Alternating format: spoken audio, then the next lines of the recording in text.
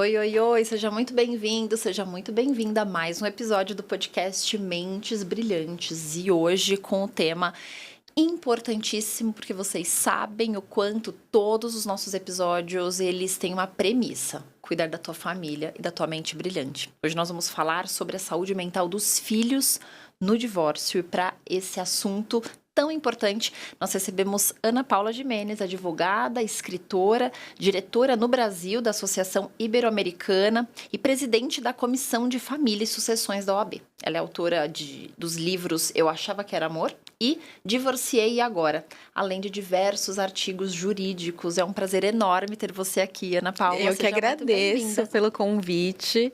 E é um tema tão importante a gente tratar disso, né? Que quando o casal se separa, muitas vezes eles não elaboram bem e isso reflete diretamente nos filhos. Sim, sim.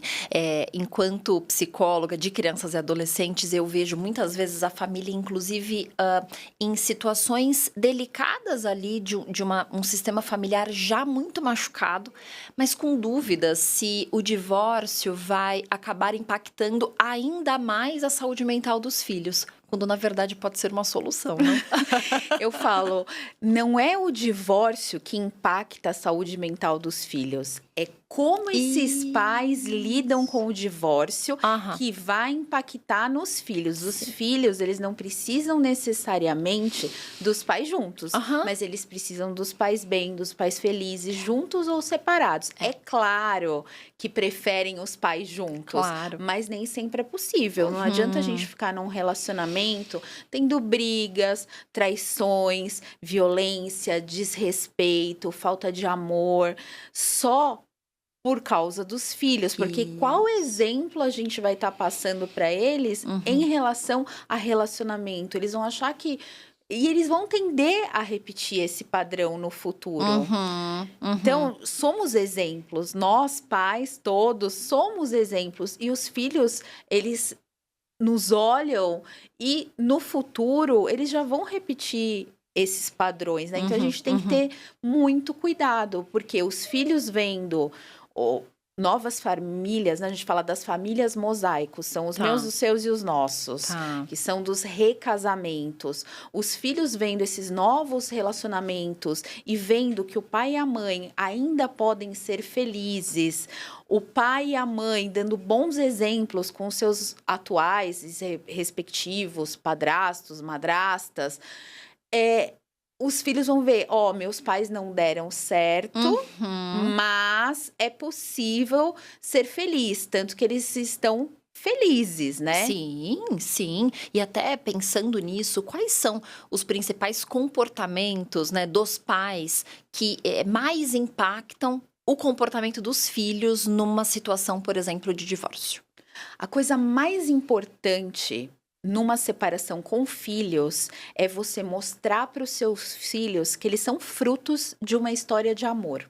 Que um dia, nem que fosse um dia, uma noite, um dia aqueles pais se amaram e desse amor nasceram eles.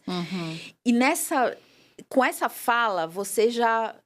O filho já não se sente assim, olha, será que é porque eu nasci, que essa daí tá terminando? Será que eu tô atrapalhando? Então, dizer que um dia o pai e a mãe tiveram uma história de amor e ele é fruto desse amor, para que ele se sinta amado também. Depois, explicar de uma maneira natural que aquilo vai acontecer, falando a verdade, né? É difícil, porque muitas pessoas acham que mentir é o melhor caminho. Sim. E eu vejo que aí as coisas ficam complicadas. Então, falar de uma forma natural, que a criança vai continuar sendo filha daquele pai e daquela mãe, que essa relação entre filho e mãe, filho e pai, não vai mudar com o divórcio dos pais, que ela vai continuar tendo os dois presentes, só que vai ser num novo formato, porque o divórcio ele não acaba com a família. O divórcio, ele acaba com o casamento. E a família muda de formato. Então, quero uma família mononuclear, passa a ser binuclear. O núcleo do pai e o núcleo da mãe. Então, tem que explicar que agora a criança vai ter 2 casas. Estimular as partes legais dessa situação. Porque é muito difícil para os filhos. Então, talvez até meio abstrato, né, Ana Paula? Como vai ser a partir de agora? Essa transparência, ela é importante, então, né? Eu acho importante. Até porque essa mãe e esse pai, eles têm que se preparar para um dia que eles tiverem o seu próprio relacionamento. Eu vou dar o meu exemplo, tá? Quando eu me divorciei, eu tinha uma filha de 2 anos e uma de 10 meses. Então, qual foi o primeiro comportamento que eu tive? Bom, eu tenho uma filha de 10 meses, né? Quando ele saiu de casa, ela tinha 1 aninho. Eu vou colocar as 2 para dormir na minha cama. E um dia eu fui no pediatra, que eu falo, hoje elas são adolescentes, então eu já passei por todas essas etapas e vejo como é importante os pais pensarem nos filhos no pós-divórcio, pensar na saúde dos filhos e como lidar com isso. Aí eu fui no pediatra, o pediatra falou: elas estão ocupando o lugar do pai na sua cama. O dia que você tiver um novo relacionamento, é como se você estivesse tirando elas e substituindo por uma outra pessoa. Sim. Então, a gente tem sempre que deixar os filhos no lugar de filhos. E não substituir. Então, a gente vê pais, por exemplo, né, que tem uma filha mulher e, de repente, começa a deixar essa filha ocupar um papel de esposa. Então, manda tudo que quer, faz tudo.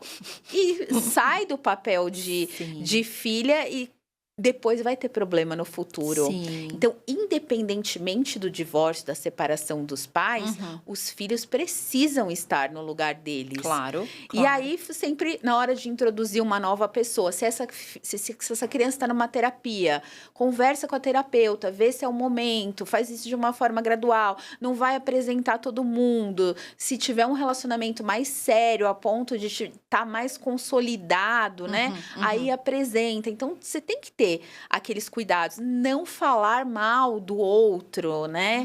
Não tirar a autoridade parental. Claro. Tentar seguir mais ou menos a mesma rotina. É difícil, porque as pessoas são diferentes. Se num casamento, um dorme uma hora, outro dorme na outra, imagina quando são separados, né? É motivo de briga. Mas tentar a criança ter uma rotina parecida em ambas as casas. E tem o ex-casal, o casal conjugal acaba, mas o casal parental vai continuar. Não existe ex-pai, ex-mãe, ex-filhos. E eles precisam conversar sobre as necessidades dos filhos.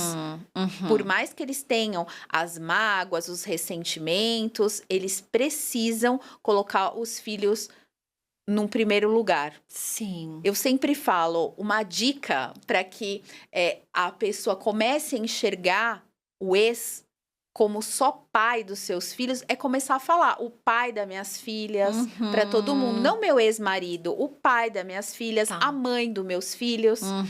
Isso é uma dica que vai entrando e eu sei porque eu fiz isso. Sim. Vai entrando na cabeça que você passa a enxergar de uma forma diferente, uma forma mais leve. Sim. E até fico pensando a caráter emocional, você não vai então invalidar esse papel de pai das suas filhas, porque quando é sobre o meu ex-marido, talvez a gente invalide esse papel, né? Porque tem dor, sempre tem dor envolvida, não importa a proporção, alguma dor tem. Mas como não vai ter ex-pai, a gente vai conseguir validar o papel de pai, né? Independente dessa posição de ex-marido. Então, colocar cada pessoa no seu devido lugar, né? Aqui dentro, né? E não é fácil, as pessoas acham que é fácil. Não tem uma fórmula mágica. Você vai trabalhando, mas sempre com um olhar assim pro futuro, né? Não, você vai ficar preso no passado, naquela relação emaranhada, para quê? Sim. Claro que não é qualquer briga que tem que gerar um divórcio, né? É. Eu falo que o divórcio, ele é a última instância quando aquele casal já tentou de tudo.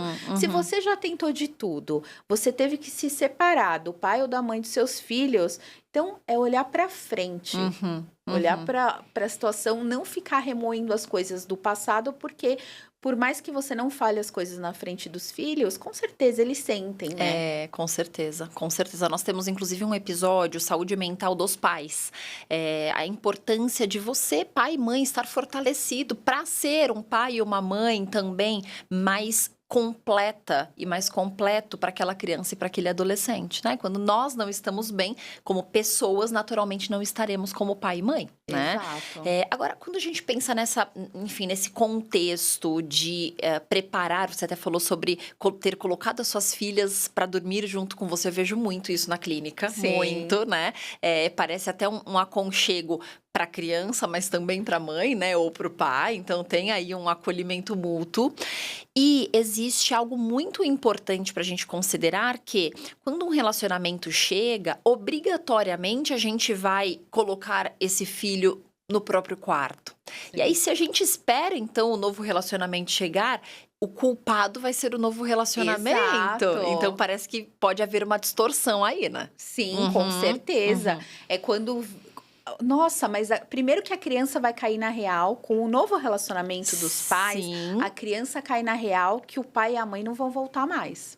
Então já é um baque, porque ela sempre, antes dos pais se relacionarem, ela tem essa ilusão que, meu pai e minha mãe podem voltar. Verdade. Então já é um baque. E se tirar ela de um lugar errado que ela estava ocupando, é óbvio que a culpa vai ser do novo relacionamento. Por isso que é importante, desde o início da separação e do divórcio, estabelecer muito bem as posições, os papéis. Sim. Porque o que acontece é o que você falou. Às vezes, até o pai e a mãe não é coisa da criança. Eles querem se sentir preenchido, tão mal por causa da separação. E eles acabam colocando um filho numa posição muito pesada para eles. Que no futuro, o filho não vai conseguir lidar com isso. Com certeza, com certeza. Agora, Ana Paula, essa questão emocional que sempre vai estar dentro, né, desse processo do divórcio, da separação, o sistema, né, pensando nessa parte mais legal, o sistema judiciário enxerga essa parte emocional dos filhos? Essa parte emocional, ela é considerada na parte legal? Como que isso funciona? Bom, quando a família chega no poder judiciário, é porque é uma família doente, que não conseguiu resolver os próprios conflitos e teve que delegar para um terceiro, que é o juiz. O juiz, ele não consegue se aprofundar de uma maneira absoluta naquelas questões. Ele vai avaliar o que foi dito por uma parte, o que foi dito pela outra. E também, quando a gente tem litígios que envolvem os filhos, existe o estudo biopsicossocial, onde essas crianças, toda a família vai passar por uma psicóloga, né? Pai, mãe, filho, e também por assistente social. Então, o assistente social vai verificar como esse filho está inserido ali naquela família, quais são as pessoas que ele convive, vai ter esse estudo. Mas você concorda que uma vida é muito maior do que esse estudo? Meu e a Deus. gente tem um problema no Poder Judiciário, nem sempre a gente tem, por exemplo, uma psicóloga especialista em alienação parental. Especialista em família, especialista em criança. Sim. Ela vai cumprir um protocolo, né? Vai cumprir um protocolo. Então, quando chega no Poder Judiciário, aquela família já está doente. Agora, existem outras formas de resolver esses conflitos de divórcio, de separação, que são as soluções alternativas de conflito. Por exemplo, a mediação. A mediação, a gente usa um mediador, né? O mediador vai ser um terceiro, imparcial, e ele vai, principalmente, restabelecer a comunicação desses pais. As próprias partes vão chegar num acordo. Ele vai estimular, né, através de reflexões, para que as pessoas vejam o que é melhor para a família delas. Tá. Então, é diferente do processo judicial, onde um ganha e um perde. Na mediação, é o ganha-ganha. Tá. Porque os dois, um cedendo de um lado, escutando o outro, o outro cedendo do outro, eles chegam num denominador comum. Tá. Mas esse acordo não pode ser a qualquer preço, tem que ser um acordo sustentável. O mediador ele nunca pode forçar um acordo ou entrar no meio de uma negociação a ponto de manipular alguma coisa. Porque se o acordo não for bem feito, ele vira processo judicial depois, tá? No futuro. E tem as práticas colaborativas, que veio dos Estados Unidos e é uma forma de solução de conflito onde os advogados são proibidos de brigar. Uau! E eles usam profissionais de outras áreas para resolver esse conflito. Então, por exemplo, eles usam a parte da psicologia não para fazer terapia, mas para resolver assuntos pontuais, tanto com o filho quanto com as pessoas. Tá.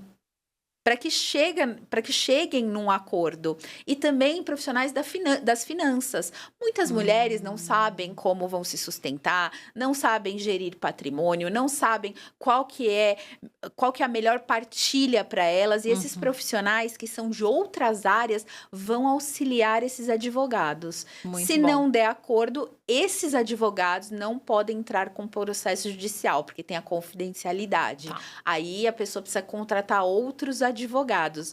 Mas é uma forma de solução de conflito que é a mais saudável que existe. Com certeza. Até porque vai envolver profissionais que, de fato, vão atuar no problema que aquele casal, que aquela família está enfrentando, né? Sim. Seja na questão do patrimônio, seja na questão mais emocional. Então, que tragam pessoas que ajudem a resolver estes conflitos específicos, né? É o que eu sempre falo. Sempre que você for separar com filhos, contrate um advogado especialista em família.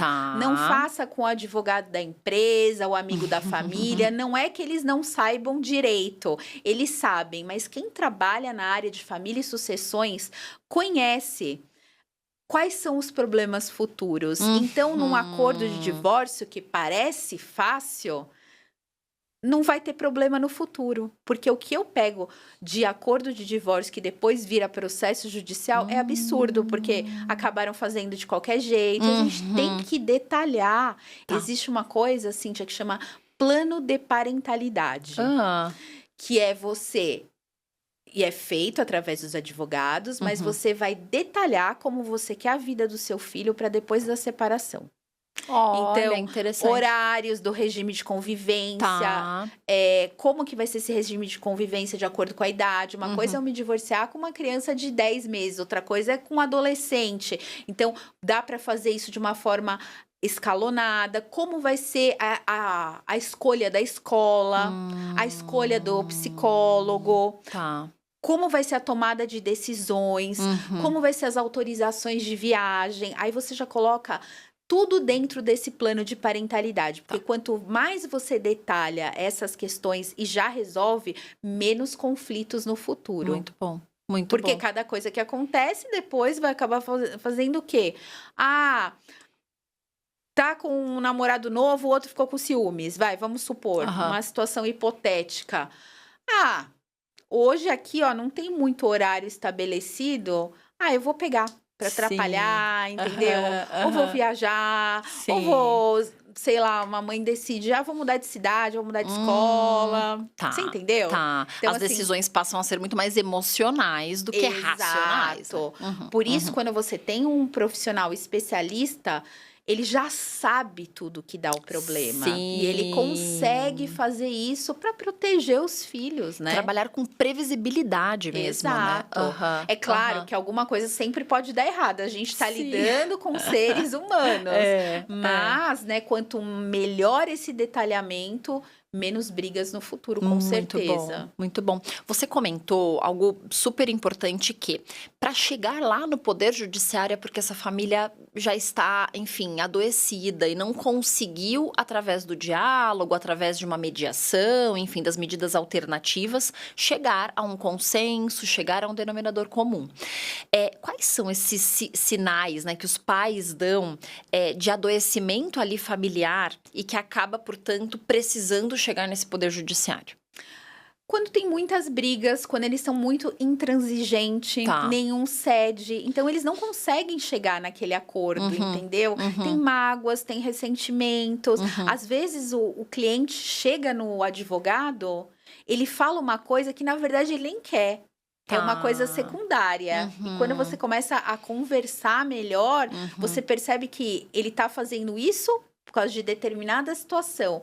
Muitas vezes chega, eu quero tirar a guarda dela, porque ela é isso, porque ela é aquilo, ou eu vou tirar tudo dele. Você vê muito mais questões emocionais, né, do que realmente é a realidade ali, né?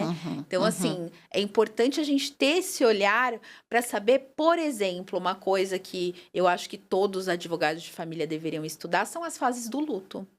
É diferente uma pessoa que chega lá, né?